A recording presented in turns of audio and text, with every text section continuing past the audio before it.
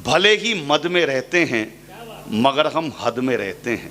भले ही मद में रहते हैं मगर हम हद में रहते हैं। परिंदे आसमां पर भी जमी की जद में रहते हैं।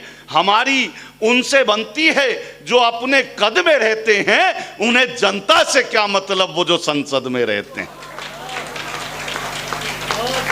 अच्छा, कभी भी किसी भी बड़े व्यक्ति से जान पहचान होना साहब, आप किसी भी कैडर पे पहुंच जाओ, मुझे नहीं पता आप लोग व्यापारी हैं, उद्योगपति हैं, कर्मचारी हैं, अधिकारी हैं, क्या हैं, या किस ओहदे से रिटायर हैं, लेकिन किसी भी ओहदे पर भी हो, कभी घमंड मत करना साहब। मैं सही बता रहा हूं, मेरे एक दोस्त हैं एसपी भवानी सिंह, बड़ी दिक्कत हो जाती है। मेरे एक दोस्त हैं एसपी भवानी सिंह, अच्छा एसपी है तो घमंड तो होगा ही। वो अपने 12 साल के बच्चे को एक दिन बताने लगे, देखो तुम जिसे भी बताया करो, बड़े रौब के साथ बताया करो तुम एसपी भवानी सिंह के बेटे हो।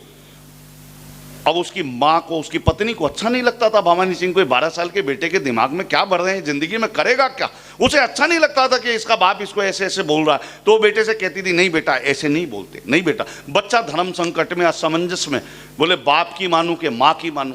अब हुआ क्या, कुछ दिन बीते, भवानी सिंह के गांव से पुराने बुजुर्गवार आ गए उससे मिलने। शहर में मिलने आए तो बच्चा पैदा होते देखा था, बड़ा छोटा था, बड़ा हो गया 12 साल का। आते ही बुजुर्गों ने पूछ लिया, बोले तुम भवानी सिंह के बेटे हो क्या? बोले जी पापा तो यही कहते हैं,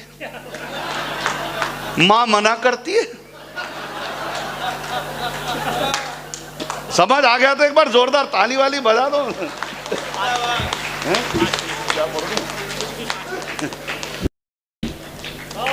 ये असल में क्या है, मैं इस तरफ आता नहीं। मैं, प्रधान जी कहाँ गए? मैं सच में नहीं, पालीवाल साहब, मैं इस तरफ नहीं आता।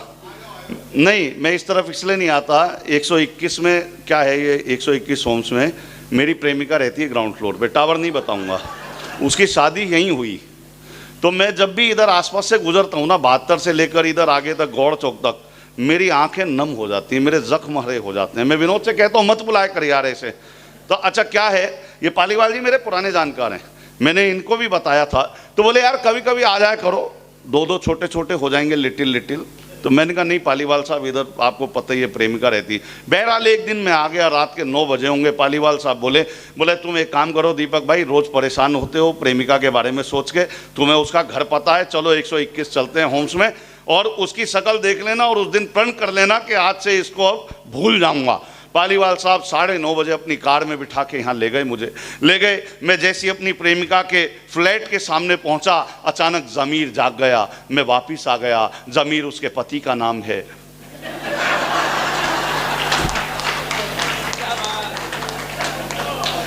आइए, समय सीमा का ध्यान रखते हुए मैं भी बहुत पारी खेल छोटी करता हूँ, और आपको एक पारिवारिक कविता, एक आध छोटी कविता, और कुल मिला के 5 मिनट। स्वस्थ रहना हो ना, तो ये जो साइकिल खरीदते हो ना सुबह, जो चलाने वाली, जो घर के ऊपर फ्लैट में रखते हो, उसे बंद कर दो, चलाना बंद कर दो। पैरेलली दिमाग की साइकिल चलाना शुरू करो, और भारत के न्यूज चैनल देखना बंद कर दो। आप आधे से ज्यादा स्वस्थ रहोगे, क्योंकि हर चैनल का दावा है ये खबर सनसनीखेज मिलेगी। हर चैनल का दावा है ये खबर सनसनीखेज मिलेगी। इसरो विसरो नासा वासा से भी आगे तेज मिलेगी।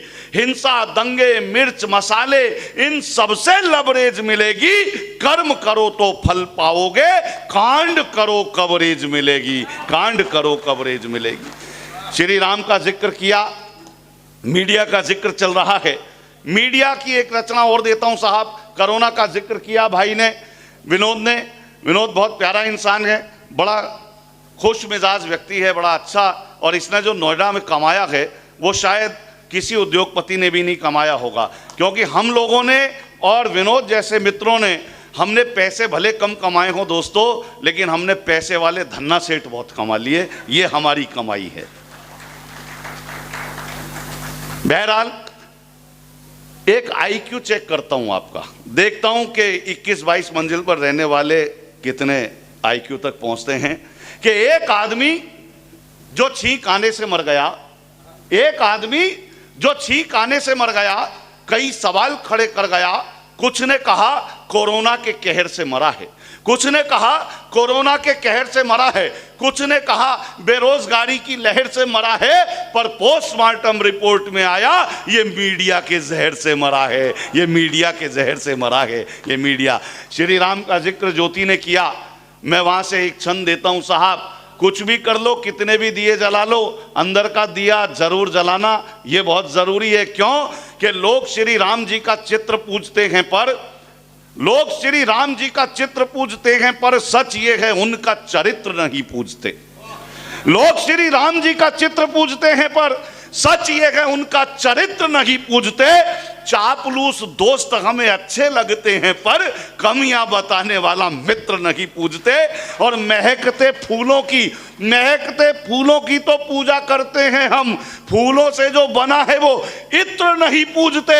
और उन बच्चों को मिलेंगे कैसे संस्कार बोलो, जिनके माँ बाप अपने पित्र नहीं पूजते। बाप प्यासा खुद गंगा स्नान पे जा रहे, क्या फायदा यार। बच्चों की बात कर रहा था, मेरा खुद का बच्चा पिछले दिनों कोरोना काल जब आया, मेरे पास आया बच्चा, बोले पापा कार बेच दो, रिक्शा ले लो। कार, मुझे लगा समझदार हो गया, 12-13 साल का ही था, मैंने कहा समझदार हो गया यार बच्चा। मैंने कहा भाई बेटा अभी 2-4 साल की बात है, आ जाएगा, काम धंधा ठीक हो जाएगा, शोज वोज आ जाएंगे। बोले नहीं पापा कार बेच दो, रिक्शा ले लो। अच्छा, मुझे उत्सुकता हुई है, इतनी बार क्यों कह रहा है। मैंने कहा तू मेरी कार क्यों बिकवाना चाहता है। बोले नहीं कई दिन से समाचार में सुन रहा हूँ रिक्शे वाले का बेटा IAS बना। ऐसे होते हैं बच्चे साहब। मैंने तो इंग्लिश स्कूल के बच्चे से पूछ लिया, मैंने कहा बेटा विच आर योर फेवरेट